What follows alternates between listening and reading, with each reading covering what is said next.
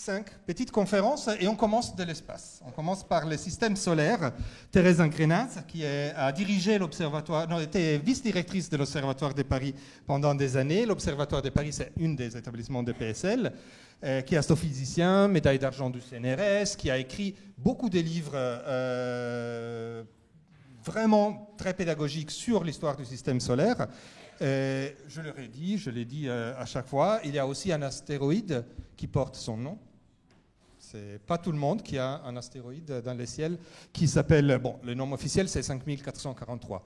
Mais je trouve que l'appeler Thérèse Encrenaz, c'est un peu plus fascinant. Et donc, la première conférence, c'est Encrenaz. Merci Matteo. Bonjour à tous.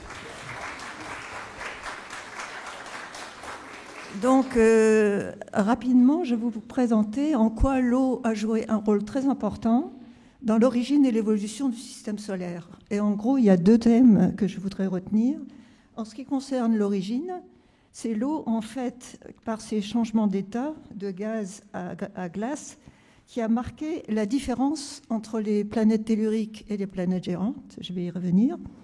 Et le deuxième point, c'est en ce qui concerne l'évolution de Vénus, la Terre et Mars, dont les atmosphères ont évolué de manière complètement divergente. Eh bien là aussi, c'est l'eau dans ses différents états qui est responsable de cet état de fait. Alors, diapo suivante. Oui. Alors, je commence par la formation du système solaire et quelques observations que j'appelle fondamentales, en fait. C'est que, comme vous le savez, toutes les planètes sont dans des orbites qui sont quasiment coplanaires, circulaires et concentriques autour du Soleil. Elles tournent toutes dans le sens direct, dans le même sens qui est aussi celui de la rotation du Soleil. Et ceci a suggéré depuis 2 siècles déjà que la formation des planètes s'était produite au sein d'un disque, le disque étant produit par l'effondrement d'une masse de gaz qui tourne sur elle-même, ce qui produit l'effondrement. Au centre, vous avez le Soleil qui va se former et au sein du disque, vous avez les planètes qui vont se former. Donc cette hypothèse était mise sur le tapis depuis très longtemps, mais elle a été confirmée depuis 2 décennies maintenant par les observations des étoiles jeunes qu'on a faites et qui nous montrent qu'en fait, ce processus de formation des étoiles est couramment répandu dans l'univers. Alors revenons à nos planètes. Vous savez qu'on a 2 catégories de planètes, les telluriques, Mercure, Vénus, la Terre et Mars, qui sont relativement proches du Soleil. Elles sont rocheuses, c'est-à-dire qu'elles ont une forte densité et une atmosphère peu massive. Et plus loin du Soleil, vous avez les planètes géantes, donc Jupiter, Saturne, Uranus, Neptune. Elles ont un grand diamètre et une faible densité. Elles ont une atmosphère qui est massive, dominée par l'hydrogène H2.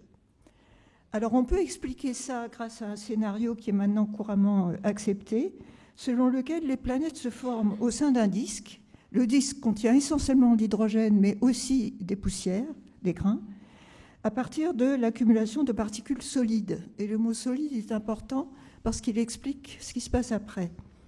Si on se met près du Soleil, dont vous regardez l'image de gauche, on est dans un milieu relativement chaud, enfin façon de parler. C'est ce qu'on a en fait au niveau de l'atmosphère de la Terre. Si vous regardez ce qui est sous forme solide sur la Terre, qu'est-ce que vous avez ? Vous avez les métaux, les silicates, c'est-à-dire les roches, et ce qu'on appelle les éléments réfractaires. Ils sont formés à partir d'atomes relativement lourds, donc il y en a peu, parce que dans l'univers, il n'y a pas beaucoup d'atomes lourds, il faut beaucoup d'énergie pour les synthétiser. Donc, les planètes vont être denses et peu abondantes. C'est comme ça qu'on forme les planètes telluriques, qui sont des planètes rocheuses, denses et de petite taille. Maintenant, mettons-nous loin du Soleil, plus loin, donc il fait plus froid, c'est l'image de droite. Là, la différence, c'est que les petites molécules H2O, NH3, CH4, etc., qui étaient gazeuses dans l'hypothèse précédente, sont maintenant sous forme de glace. Et avec des glaces, vous pouvez fabriquer des gros noyaux qui font la dizaine de masses terrestres. Et à partir de là, vous pouvez avoir l'effondrement du gaz environnant qui est formé essentiellement d'hydrogène.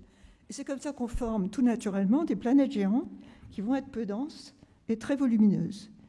Alors, la différence, qu'est-ce qui marque la différence entre ces 2 catégories de planètes ? Eh bien, c'est l'eau, parce que à la ligne de condensation de l'eau, ce qu'on appelle la ligne des glaces, vous avez la frontière entre les telluriques d'un côté et les géantes de l'autre. Maintenant, j'en viens au deuxième point, le rôle de l'eau dans l'évolution des planètes telluriques. Donc vous avez là 3 planètes, Vénus, la Terre et Mars, dont les conditions de surface sont incroyablement différentes, puisque la pression sur Vénus, à la surface de Vénus, c'est près de 100 fois la pression atmosphérique terrestre, avec une température de à peu près 450 degrés Celsius. Et puis, de l'autre côté de la Terre, Mars, c'est le contraire. Vous avez une pression qui fait moins du centième de l'atmosphère terrestre, avec une température de moins 53 degrés. Donc, alors que ces atmosphères ont été formées dans un milieu, dans les mêmes conditions, il reste à expliquer comment elles ont évolué de manière aussi différente. Et ça, c'est expliqué rapidement sur ce transparent. En fait, ce qui fait la différence, eh bien, c'est le fait que les 3 planètes ne sont pas exactement à la même distance du Soleil. Vénus est plus près, Mars est plus loin, donc la température est plus élevée sur Vénus, plus froide sur Mars, et ceci induit des différences de l'état de l'eau. L'eau, majoritairement, va être sous forme gazeuse sur Vénus, liquide sur la Terre et solide sur Mars. Donc sur Vénus, on a H2O gazeux, on a aussi du CO2 en très grande abondance. Et là, vous avez entendu parler de l'effet de serre, je ne vais pas rentrer dans les détails. Ce qu'il faut retenir, c'est que quand vous avez une atmosphère qui a du gaz carbonique, sa température s'élève. Et c'est ce qui s'est passé au cours de l'histoire de Vénus pour arriver jusqu'aux conditions extrêmes qu'on a aujourd'hui. La Terre, eh bien, nous avons eu beaucoup de chance parce que la Terre était juste à la bonne distance du Soleil pour que l'eau soit sous forme liquide. À partir de là, le CO2 qui était présent au départ a été piégé dans les océans sous forme de calcaire et l'effet de serre sur la Terre est resté très modéré avec un climat qui a toujours eu des températures sensiblement constantes. Et finalement sur Mars, alors là on est de l'autre côté, donc cette fois on a l'eau qui est majoritairement sous forme solide. De plus, la planète est très peu massive, elle fait le 10e de la masse terrestre. Et donc, elle a eu une faible activité interne. Et s'il y a eu un certain effet de serre au départ, il s'est lentement, il a disparu peu à peu. Et c'est ce qui explique, en fin de compte, les conditions extrêmes que nous observons aujourd'hui. Voilà, je vous remercie.